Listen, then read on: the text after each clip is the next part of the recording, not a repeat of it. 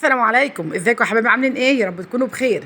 هنعمل مع بعض النهارده بقى بمناسبه دخول المدارس كده، وبنعمل تجهيزات للمدارس، وقلنا نعمل معاكم جبنه قريش زي ما انتم شايفين الشكل القمر الجميل ده والطعم التحفه اللي كاننا بناكل زبده. دي مش جبنه، احسن من الجبنه اللي بره، جبنه العلب والجبنه السايبه التانيه دي اللي انتم عارفينها طبعا.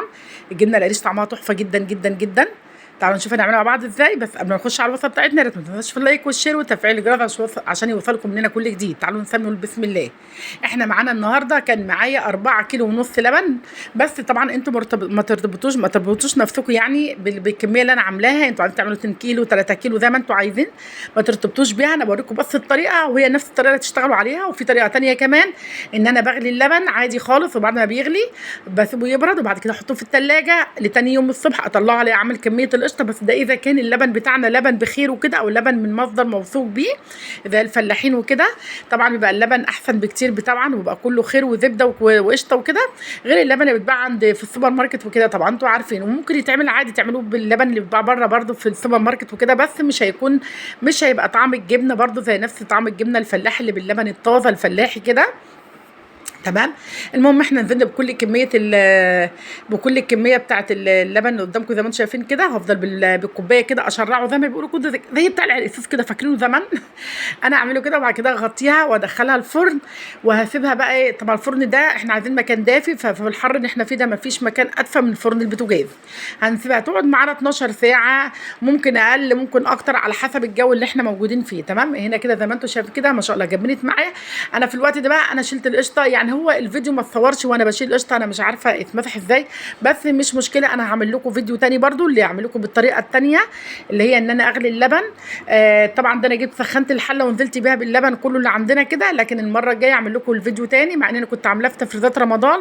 لو عايزين تشوفوا ارجعوا ليه كده، ان انا كنت غليت اللبن وطلعت لكم القشطه. وهطلع لكم بقى اعرفكم دلوقتي أنا يعني وقتها اعرفكم انا عملت كام كيلو لبن وسعرهم قد ايه، وطلعوا قشطه قد ايه سعرها قد ايه، وطلعت مننا زبده قد ايه، عشان نعرف ان احنا وفرنا كيلو الجبنه دلوقتي بقى موصل من 75 ل 85 جنيه.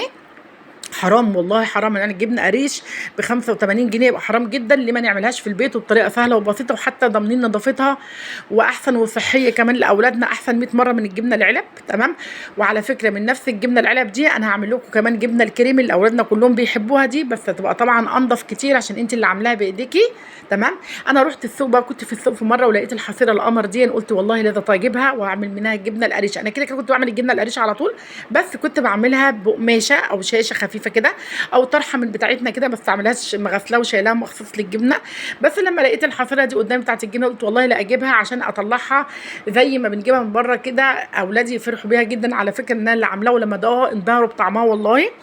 تمام. شايفين الزبده الجبنه ما شاء الله، تقولي زبده مش جبنه، كريمي خالص كده. بص ما شاء الله الجبنه مش مستحمله. انا حطيتها على الحفيره وسبتها لحد ما صفت كل الشرش اللي فيها خالص. تمام. واتاكدت ما فيش اي شرش كده. المفروض وهي على الحفيره كده بقى ارش عليها ملح واسيبها لحد الجبنه ما تجمد معاها كده وتمسك نفسها كده. وبعد كده الشرش اللي طلع منها انا اوريه لكم دلوقتي.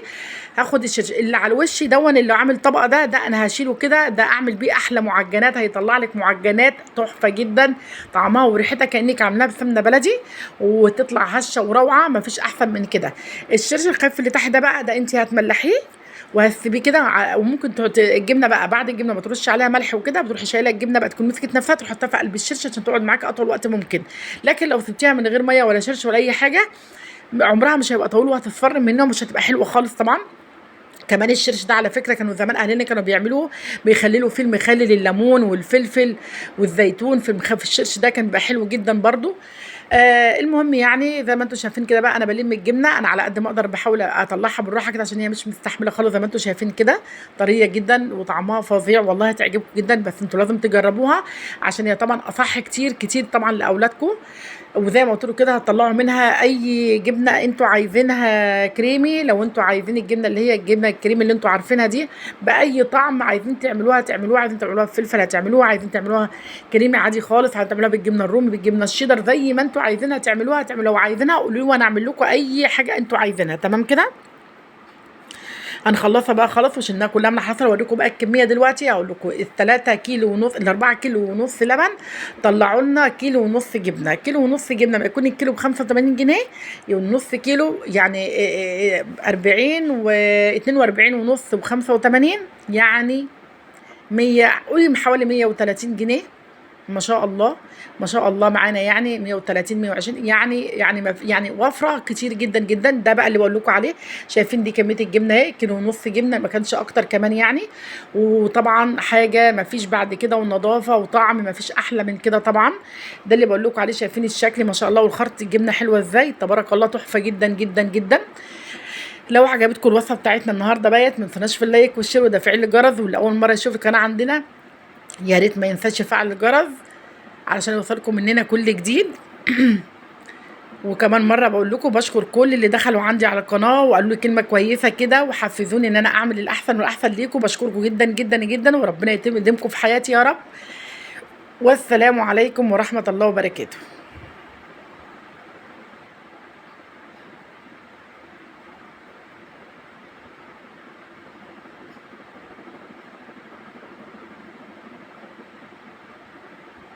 بس وهتعجبكم جدا، بس انتوا جربوها وقولوا رايكم فيها ايه.